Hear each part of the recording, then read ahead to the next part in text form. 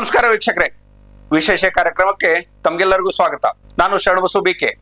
ಇವಾಗೇನು ರಾಜ್ಯದ ಮತ್ತು ರಾಷ್ಟ್ರದ ಗಮನ ಸೆಳೀತಾ ಇದೆ ಬಿಡದಿ ಟೌನ್ಶಿಪ್. ಬಿಡದಿ ಟೌನ್ಶಿಪ್ ವಿಚಾರವಾಗಿ ಸಾಕಷ್ಟು ವಿರೋಧ ಮತ್ತು ಪರ ನಾವು ಹೇಳಿಕೆಗಳನ್ನ ಕೇಳ್ತಾ ಇದ್ದೀವಿ. ಇವತ್ತು ಬಿಡದಿ ಟೌನ್ಶಿಪ್ ವಿಚಾರವಾಗಿ 84% ಜನ ಬಿಡದಿ ಟೌನ್ಶಿಪ್ ಪರವಾಗಿದ್ದಾರ ಅಂತ ಹೇಳಿ ಸರ್ಕಾರ ಹೇಳಿಕೆ ಕೊಡ್ತಾ ಇದೆ. ವಿರೋಧ ಪಕ್ಷಗಳು ಅದರ ವಿರುದ್ಧವಾಗಿ 90% ಜನ ಬಿಡದಿ ಟೌನ್ಶಿಪ್ ವಿರುದ್ಧ ಇದ್ದಾರೆ ಅಂತಕ್ಕಂಥದ್ದು. ಅದು ಯಾರ ವಿರೋಧ ಇದ್ದಾರೆ, ಯಾರ ಪರ ಇದ್ದಾರೆ ದಾಖಲಾತಿಗಳ ಮೂಲಕ ಗೊತ್ತಾಗೇ ಆಗತ್ತೆ.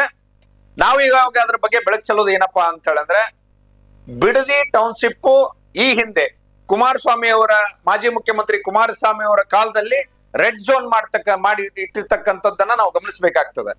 ರೆಡ್ ಝೋನ್ ಮಾಡಿಟ್ಟಾಗ ಏನಾಗ್ತದೆ ಅಂತ ಹೇಳಿದ್ರೆ, ಅಲ್ಲಿ ಇರತಕ್ಕಂತ ಭೂಮಿಯನ್ನ ಯಾರು ಕೂಡ ಪರಬಾರೆ ಮಾಡ್ಲಿಕ್ಕೆ ಆಗೋದಿಲ್ಲ ಅಂತಕ್ಕಂಥದ್ದು.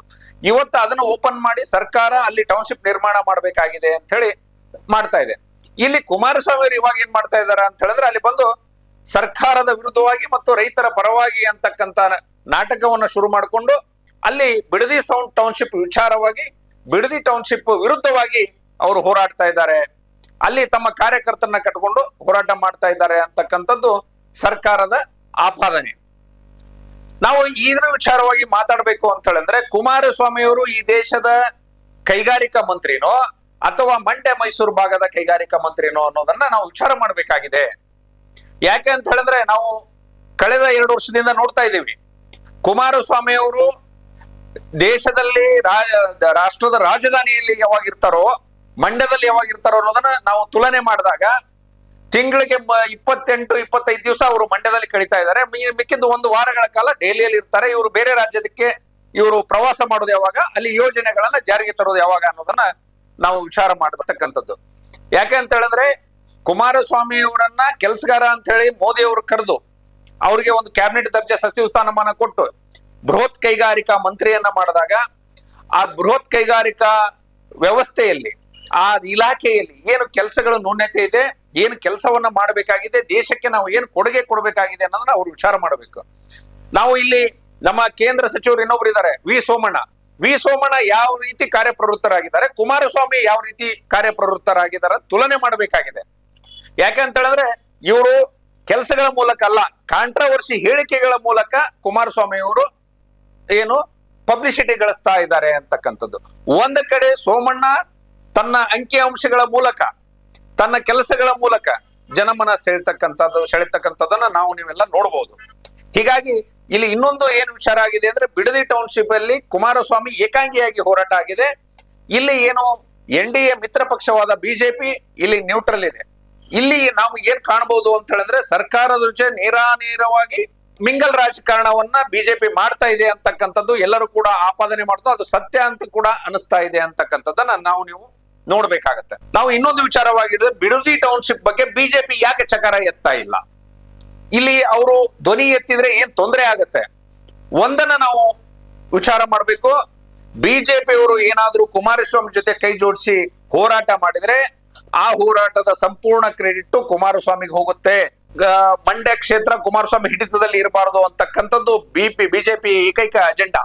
ಹೀಗಾಗಿ ಬಿಜೆಪಿ ಅವರು ಯಾರು ಕೂಡ ಅಲ್ಲಿ ಸ್ಟೇಟ್ಮೆಂಟ್ ಕೊಡ್ತಾ ಇಲ್ಲ.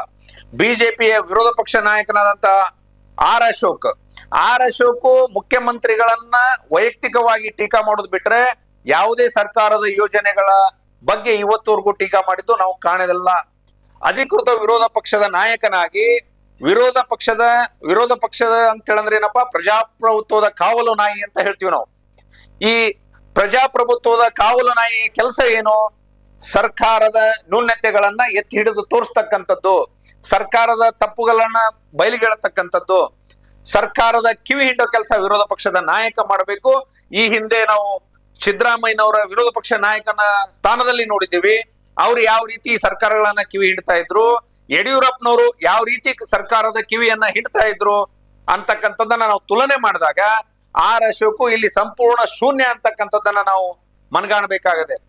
ನಾಲಾಯಕ್ ವಿರೋಧ ಪಕ್ಷದ ನಾಯಕ ಯಾರಾದ್ರೂ ಕರ್ನಾಟಕದಲ್ಲಿ ಇದ್ರೆ ಅದು ಆರ್ ಅಶೋಕ್.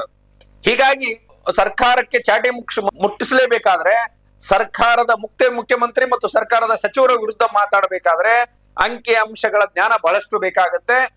ಯಾವುದೇ ವೈಯಕ್ತಿಕ ಟೀಕೆಯಿಂದ ಸರ್ಕಾರವನ್ನ ಅಲುಗಾಡ್ಸಕ್ಕೆ ಆಗೋದಿಲ್ಲ. ಸರ್ಕಾರವನ್ನ ನೀವು ಅಲುಗಾಡಿಸಲೇಬೇಕು ಅಂತ ಹೇಳಿದ್ರೆ ಸರ್ಕಾರದ ನ್ಯೂನ್ಯತೆಗಳನ್ನ ಬಯಲಿಗೆಳಿಬೇಕು, ಸರ್ಕಾರದ ತಪ್ಪುಗಳನ್ನ ಬಯಲಿಗೆಳಿಬೇಕು. ಸಾಕಷ್ಟು ಅವಕಾಶಗಳಿದ್ರೂ ಕೂಡ ಬಿಜೆಪಿ ಮತ್ತು ಜೆಡಿಎಸ್ ಕೈ ಚೆಲ್ಲಿ ಕುಳಿತಿವೆ ಹೊರತು ಯಾವುದನ್ನು ಕೂಡ ಅಧಿಕೃತವಾಗಿ ತಾವು ವಿರೋಧ ಮಾಡ್ತಕ್ಕಂಥದ್ದನ್ನ ನಾವು ನೋಡಿಲ್ಲ. ಇವತ್ತು ಕುಮಾರಸ್ವಾಮಿಗೆ ಬಂದಿರೋದು ಅದೇ ಬಿಡದಿ ಟೌನ್ಶಿಪ್ ವಿಚಾರ ಒಂದು ಬಿಟ್ರೆ ಯಾವುದೇ ರಾಜ್ಯದ ಜ್ವಲಂತ ಸಮಸ್ಯೆಗಳು ಅವ್ರಿಗೆ ಕಾಣ್ತಾ ಇಲ್ಲ. ಮಳೆ ಆಗ್ಲಿಲ್ಲ, ಬರಗಾಲ ಬೀಸಾಕತ್ತು, ಜಲಾಶಯಗಳು ಖಾಲಿಗಳಾಗಿವೆ. ಮುಂದೆ ಸರ್ಕಾರದ ಯೋಜನೆಗಳೇನು, ಸರ್ಕಾರದ ಕಿವಿ ಏನ್ ಹಿಂಡಬೇಕು, ಸೆಂಟ್ರಲ್ ಗವರ್ಮೆಂಟ್ ಇಂದ ಏನ್ ನ್ಯೂನತೆ ಆಗಿದೆ, ಕೇಂದ್ರ ಸರ್ಕಾರದಿಂದ ರಾಜ್ಯಕ್ಕೆ ಬರಬೇಕಾದಂತದ ಆ ಅನುದಾನವನ್ನ ಎಲ್ಲ ಸಂಸದರು ಅಲ್ಲಿ ನಿಂತ್ಕೊಂಡು ಕೊಡಿಸ್ತಕ್ಕಂತ ಕೆಲಸವನ್ನ ಮಾಡಬೇಕು.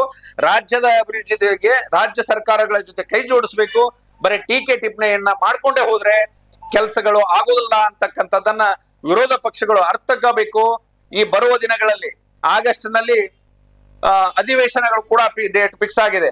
ಆ ಅಧಿವೇಶನದಲ್ಲಿ ಕೂಡ ಆದ್ರೂ ರಾಜ್ಯದ ಜ್ವಲಂತ ಸಮಸ್ಯೆಗಳ ಬಗ್ಗೆ ಚರ್ಚೆ ಆಗ್ಲಿ. ಕುಮಾರಸ್ವಾಮಿ ಅವರು ಬಿಡದಿ ಟೌನ್ಶಿಪ್ ಒಂದೇ ಬಿಟ್ಟು ರಾಜ್ಯದ ಜ್ವಲಂತ ಸಮಸ್ಯೆಗಳ ಬಗ್ಗೆ ಕಳಸಾ ಬಂಡೂರಿ ಇರ್ಬೋದು, ಮಹದಾಯಿ ಇರ್ಬೋದು, ಕೃಷ್ಣಾ ಇರ್ಬೋದು, ಅಪ್ಪರ್ ತುಂಗಾ ಇರ್ಬೋದು, ಅವುಗಳ ಬಗ್ಗೆ ಕೇಂದ್ರದಲ್ಲಿ ಸದನದಲ್ಲಿ ಅವರು ಸರ್ಕಾರದ ಗಮನ ಸೆಳೆಯುವಂತ ಕೆಲಸವನ್ನ ಮಾಡ್ಲಿ ಅಂತ ಹೇಳ್ತಾ ಇದು ಬಿಡದಿ ಟೌನ್ಶಿಪ್ಗೆ ಪೂರ್ಣ ವಿರಾಮವಿಟ್ಟು ಮುಂದೆ ಏನೈತಿ ಕೇಂದ್ರ ಸರ್ಕಾರದ ಬಾಕಿ ಯೋಜನೆಗಳನ್ನ ರಾಜ್ಯಕ್ಕೆ ತಂದು ರಾಜ್ಯದ ಅಭಿವೃದ್ಧಿಯನ್ನ ಮಾಡುವಂತ ಕೆಲಸವನ್ನ ಕುಮಾರಸ್ವಾಮಿ ಮತ್ತು ಅವರ ತಂಡದವರು ಮಾಡ್ಲಿ ಅಂತಕ್ಕಂತ ಮಾತನ್ನ ನಾವು ಹೇಳ್ಬೇಕಾಗತ್ತೆ. ಹೀಗಾಗಿ ಮುಂದಿನ ದಿನಮಾನಗಳಲ್ಲಿ ಬರುವ ಅಧಿವೇಶನದಲ್ಲಿ ಅದು ಕೇಂದ್ರ ಸರ್ಕಾರದ ಅಧಿವೇಶನ ಇರ್ಬೋದು, ರಾಜ್ಯ ಸರ್ಕಾರದ ಅಧಿವೇಶನ ಇರ್ಬೋದು, ಈ ಸಂಸದರು ಮತ್ತು ಶಾಸಕರು ಯಾವ ರೀತಿ ಈ ಜ್ವಲಂತ ಸಮಸ್ಯೆಗಳಿಗೆ ಬೆಳಕು ಚೆಲ್ತಾರ ಅಂತಕ್ಕಂಥನ್ನ ನಾವು ನೀವು ಕೂಡ ಕಾದು ನೋಡೋಣ. ಧನ್ಯವಾದಗಳು.